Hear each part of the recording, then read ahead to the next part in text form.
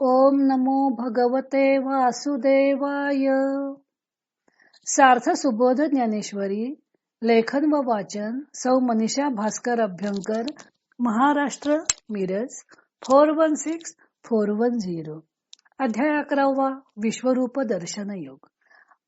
अर्जुनाचं निवेदन. भाग 2. ओव्या आहेत 499 ते 506. असा अयोग्य वेळी हा सर्वनाश का रमला आहेस, असं अर्जुनानं विचारल्यावर भगवंताने त्याला संकेतानं उत्तर दिलं. तव संकेते देव बोले, अगा या दोन्ही सैन्यासीची मरण पुरले, ते प्रत्यक्षची तुझ दाविले, येर यथा काळे जाण. तेव्हा खुणेने देव म्हणाले, अरे अर्जुना, फक्त या दोन्ही सैन्यांचेच आयुष्य संपले आहे हे मी तुला प्रत्यक्ष दाखवले. यांच्याशिवाय इतर सर्व लोक आपापल्या योग्य काली मरण पावतील. हा संकेतू जव अनंता वेळू लागला बोलता, तव अर्जुने लोकू मागता देखिला यथास्थिती. हा इशारा देण्यास देवाला जितका वेळ लागला तितक्या वेळात अर्जुनाने पुन्हा पूर्वीप्रमाणे सर्व लोक सुखरूप असलेले पाहिले.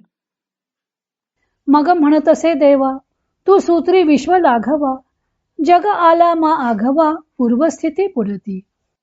मग अर्जुन म्हणायला लागला, देवा, या विश्वरूपी सोंगांचा तू सूत्रधार आहेस. हे सर्व जग पुन्हा पूर्वस्थितीला आले ना? परी पडिली या दुःख सागरी, तू काढीसी का जया परी, ते कीर्ती तुझी श्रीहरी आठवित असे. परंतु या तुझ्या खेळात दुःख सागरात पडलेल्या जीवांना तू ज्या प्रकारे बाहेर करतोस, ती तुझी कीर्ती हे हरी मी आठवीत आहे. कीर्ती आठविता वेळोवेळा, भोगी तसे महासुखाचा सोहळा, तेथ हर्षामृत कल्लोळावरी लोळत आहे. वारंवार आपली कीर्ती आठवीत असताना आम्ही ब्रह्मसुखाचा सोहळा भोगतो व त्या भोगात हर्षरूप अमृताच्या लाटांवर आम्ही लोळत आहोत. देवा, जियाले पण जग, धरी तुझ्या ठाई अनुराग, आणि दुष्टातया भंग अधिकाधिक. अहो देवा, जग हे जगल्यामुळे तुझ्या ठिकाणी प्रीती धरीत आहे आणि त्या दुष्टांना तुझ्यापासून अधिकाधिक नाश आहे.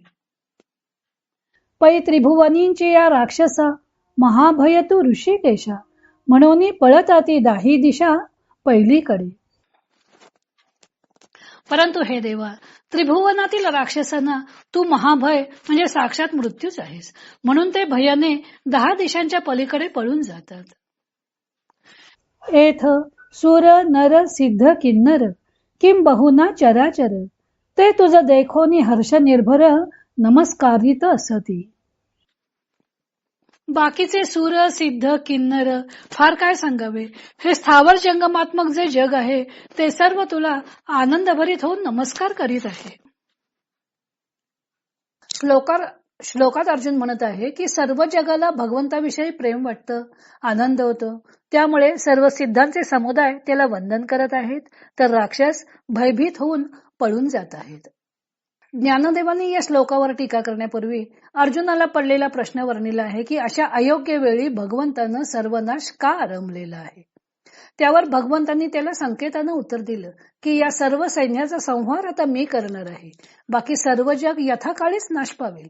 हे खुणेनं सांगायला जेवढा वेळ लागेल त्यापेक्षाही कमी वेळात अर्जुनाला बाकी सर्व लोक यथास्थित असल्याचं दिसून आलेलं आहे.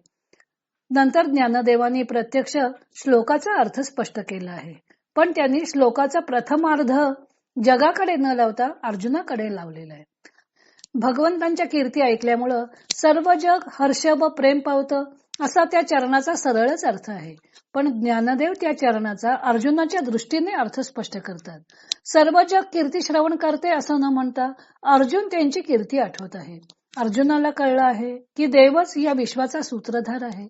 त्यानं नाश करायचा ठरवला की सर्व नाश पावणार आहे, व रक्षण करायचे ठरवले तर सर्व जगाचं रक्षण होणार आहे. ज्यांचं रक्षण करायचं आहे त्यांचे तो नाना अवतार घेऊन रक्षण करतो, त्यानं दुःख सागरातून बाहेर काढतो. ही त्याची कीर्ती आठवत असताना अर्जुन ब्रह्मसुखाचा सोहळा उपभोगतो. त्या सुखाच्या लाटांवर लाटा येतात. पुढे त्यांनी अनुरागाच्या संबंधात जगाचा उल्लेख केलेला आहे.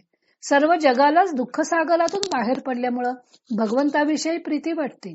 विनाशायेच्या दुष्कृतम असाच भगवंतांचा अवतार होत असल्यामुळं दुष्टांचा मात्र संहार होतो.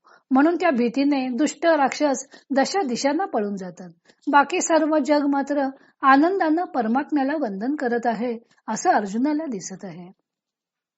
श्लोकात सिद्ध संघ म्हणजे सिद्धांचे समुदाय वंदन करतात असं म्हटलं असलं तरी ज्ञानदेवांनी त्यांच्या जोडीला सुर, किन्नर व सर्व चराचर जगच वंदन करत आहे असं म्हटलेलं आहे.